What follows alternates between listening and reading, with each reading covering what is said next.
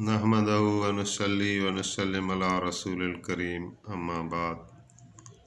नबी करीम रऊफ़ रहीम सल्लल्लाहु अलैहि वसल्लम की मुबारक ज़िंदगी को बयान किया जा रहा है। ग़ज़वाए बदर की तरफ नबी करीम सल्लल्लाहु अलैहि वसल्लम का काफ़िला गामज़न हुआ। जब मशवरा तय हो गया, जनाब साद बिन मुआज़ ने आखिरी मशवरा दिया जिस पर आपने पेशकदमी का हुक्म दिया। तो जब बदर के करीब पहुँचे हैं आप, तो काफ़िले को वहीं पर छोड़ा और मुआज़ बिन जबल को आपने लिया और क़तादा बिन नोमान रज़ी अल्लाह ताला अन्हुमा। हज़रत मुआज़ बिन जबल वो भी बड़े पाए के सहाबी हैं, अंसारी सहाबी के। एक हदीस में फरमाया गया कि क़यामत में उलमा का झंडा जनाब मुआज़ बिन जबल के हाथ में होगा। तो इनको आपने साथ लिया और आसपास किसी जगह चले गए और वहाँ एक बड़ी उम्र का एक बंदा बैठा था, सुफियानुल उम्मा नाम लिखा हुआ है उसका। तो उसके पास आप चले गए और उनसे दरियाफ़्त फरमाया कि मुहम्मद अलैहिस्सलाम का और उनके लश्कर का तुम्हें अगर कुछ पता है तो बताओ। तो उसने कहा कि मैंने सुना है कि हुज़ूर का लश्कर फ़िलाँ तारीख़ को मदीने से निकला है। अगर ये बात सही मैंने सुनी है तो अभी जो है उस लश्कर का पड़ाव या ठिकाना फ़िलाँ जगह होना चाहिए। और फिर हुज़ूर ने पूछा कि भला अबू जहल और कुरैश का जो लश्कर निकला हुआ है उसके मुतालिक कुछ जानते हो तो बताओ। तो फिर दोबारा कहने लगा कि उनके मुतालिक मैंने सुना है कि वो फ़िलाँ तारीख़ को निकले हैं। अगर ये बात सही है तो वो अभी फ़िलाँ मकान पर होंगे। तो जो हुज़ूर अलैहिस्सलाम के लिए उन्होंने मकान बताया था, तो आप अलैहिस्सलाम वहीं पर अपने लश्कर को छोड़कर आए थे। और जो बात उसने अबू जहल वाले लश्करों को उनके लिए बताई कि वो वहाँ पर हैं, तो वो भी बिल्कुल सही बताई। तो बदर के करीब पहुँचे तो आप अलैहिस्सलाम ने अपने एक तो आपने फरमाया कि मैं इनकी यानी कत्ल की जगहें काफ़रों की अपनी आँखों से देख रहा हूँ। गोया कि आप देख रहे हैं कि अबू जहल यहाँ मरा पड़ा होगा और उतबा यहाँ उसकी लाश पड़ी होगी और शेबा यहाँ पड़ा होगा और उमैया बिन खलफ यहाँ पड़ा होगा। तो आपने सहाबा को एक बिशारत दी कि मैं इन कुफ़ार की मरने की जगह, कत्ल होने की जगह अपनी आँखों से देख रहा हूँ। तो फिर आपने हज़रत अली करमुल्लाह वजहल करीम, हज़रत ज़ुबैर बिन अवाम और हज़रत साद बिन अबी वक़ास को भेजा कि वो आगे थोड़ा मालूमात करके आएँ। तो वो जब गए तो उन्होंने एक नहीं बल्कि दो लोगों को पकड़ लिया और वो कुरैश के ग़ुलाम थे। तो उनसे जब नबी अलैहिस्सलाम ने कुरैश के मुतालिक पूछा तो वो बताने लगे कि कुरैश जो हैं कभी 9 और कभी 10 ऊँट ज़िबा करते हैं। तो उस पर आपने फरमाया कि इसका मतलब है कि कुरैश की तादाद जो है वो 900 और 1000 के दरमियान है। और ऐसा ही था, 950 अफराद थे या 1000 अफराद थे कुरैश के। और कुरैश के जो पैसे वाले लोग थे उन्होंने लश्कर का ज़िम्मा उठाया हुआ था कि बारी बारी खाना कौन खिलाएगा, उसकी बारी। तो उसमें हज़रत अब्बास का भी नाम आ रहा है कि एक वक्त का खाना पूरे लश्कर का उनके ज़िम्मे भी डाला गया था, जो उस वक्त तक उन्होंने कलमा नहीं पढ़ा था।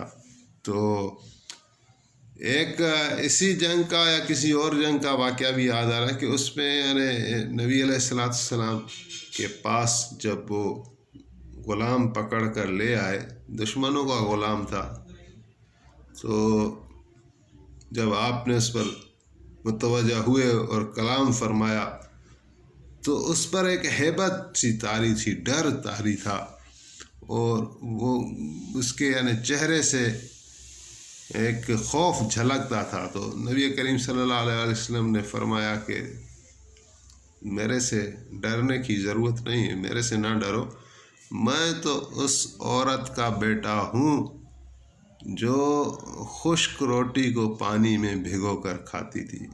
تو یہ رحمت للعالمین کی ایک رحمت تھی، ایک جھلک تھی، بات شیئر کر دی کہ آپ کو یہ پسند نہیں تھا کہ میرا رعب دلوں میں ہو اور لوگ جس طرح بادشاہوں سے ڈرتے ہیں اس طرح میرے سے ڈریں، یہ آپ کو اچھا نہیں لگا۔ تو بہرحال تو آگے جب پیش قدمی ہوئی جنگ کی میدان کے لیے، تو وہاں یہ تھا کہ مسلمان جہاں تھے وہاں کچھ مٹی زیادہ تھی، اور جس کی وجہ سے جانوروں کے جو پاؤں تھے وہ بھی مٹی میں چلے جاتے تھے، چلنا مشکل ہو جاتا تھا، اور کافر جس زمین پر تھے وہ کچھ پتھریلی تھی، وہ زیادہ بہتر تھی۔ تو اللہ تعالیٰ نے برسات بھیج دی، اور جب برسات ہوئی تو جو مٹی والا علاقہ تھا مسلمانوں والا وہ جم کر زیادہ یعنی محفوظ ہو گیا، اچھا ہو گیا، اور وہاں جو تھی پتھریلی کی طرح کی زمین، تو وہاں ایک یعنی ایسا وہ سلپری بن گیا، وہاں پر قدم جمتے نہیں تھے۔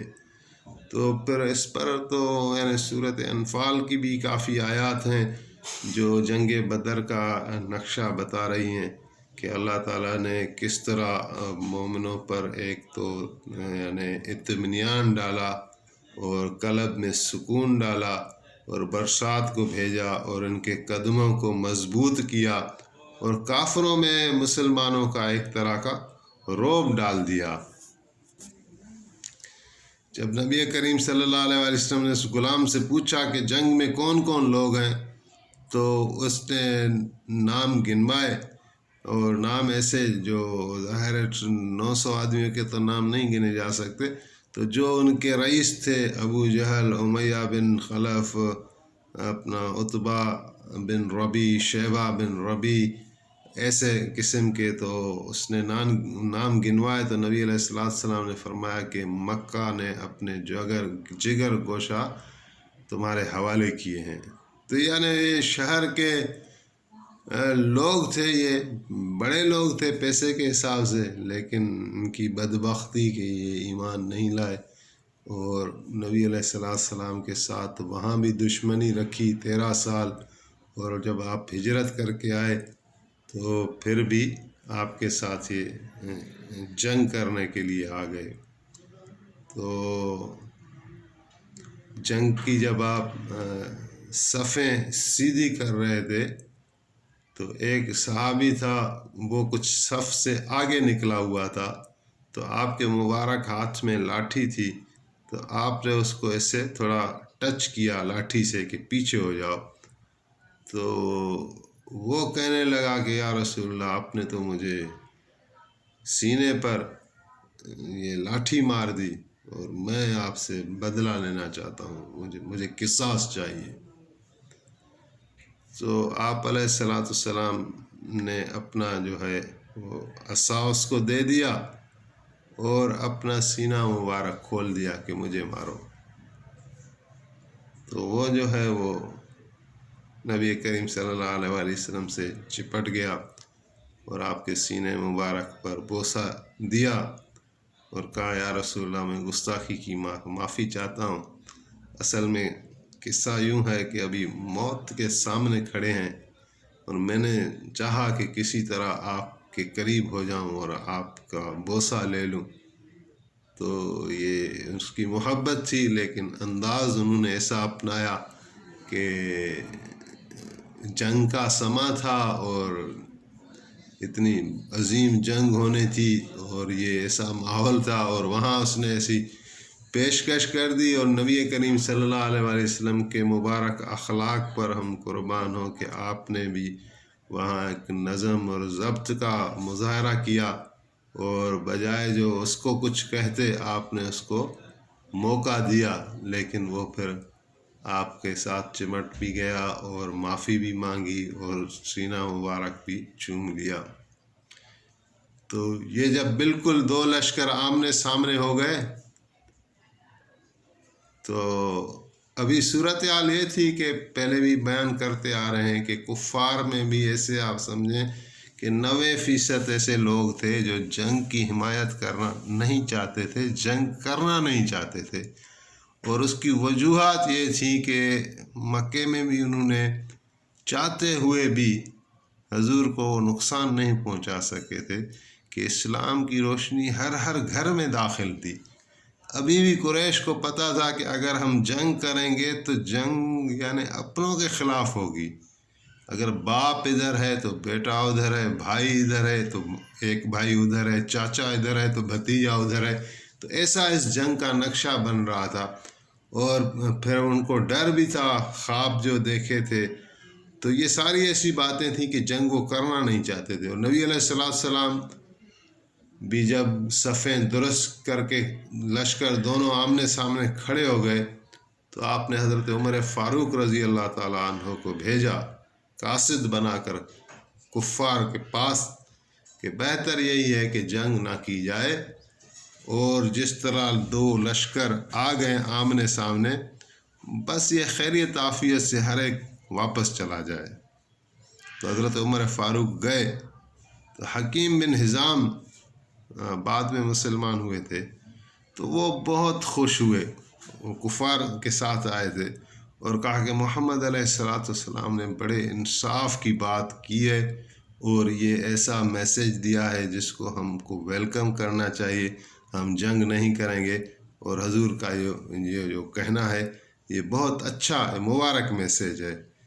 تو لیکن ابو جہل نے کہا کہ نہیں نہیں نہیں، ابھی تو یہ مسلمان ہمارے ہاتھ آ گئے ہیں، اور ہم یہ ابھی موقع ہاتھ سے جانے نہیں دیں گے، اور اگر آج ہم نے جنگ نہیں کی تو آئندہ بھی ہمارے لیے یہ مسئلہ ہوگا، تو ہم اتنا بڑا لشکر لے کر آئے ہیں، آج ہم مسلمانوں کا قصہ ختم کر دیں گے، کچھ کو قید کریں گے، کچھ کو قتل کریں گے، اور ہماری جیت ہوگی۔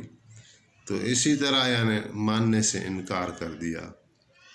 تو سب سے پہلے جو جنگ میں آئے کفار کی طرف سے، اس پر کہتے ہیں ساری سیرت کے جو نگار ہیں، ہسٹورینز جتنے بھی ہیں، اس پر متفق ہیں کہ کفار سے کی طرف سے جو سب سے پہلا شخص میدان میں آیا وہ عتبہ بن ربی تھا، اور وہ اپنے بھائی کو ساتھ لے کر آیا، شیبہ کو، اور پھر اپنے بیٹے کو ولید کو ساتھ لے کر آیا۔ حالانکہ یہ ڈرتے تھے اور یہ صلاح مشورہ کرتے تھے کہ ابو جہل خود بھی مرے گا اور ہمیں بھی مروائے گا، لیکن ابو جہل کے طعنوں نے ان کو مجبور کیا تھا کہ جنگ لڑی جائے، اور ان کو دکھانے کے لیے بھی کہ میں ڈرپوک نہیں ہوں، یہ خاص طور پر خود جنگ میں آیا، اور اپنے بھائی اور بیٹے کو اس لیے لے کر آیا کہ اس کو یقین پکا تھا کہ ہم مارے جائیں گے، تو وہ چاہتا یہ تھا کہ ہم ایک دوسرے کا قتل اپنی آنکھوں سے نہ دیکھیں، کہ لڑائی ایک ساتھ ہوگی تو ایک ساتھ ہی مر جائیں۔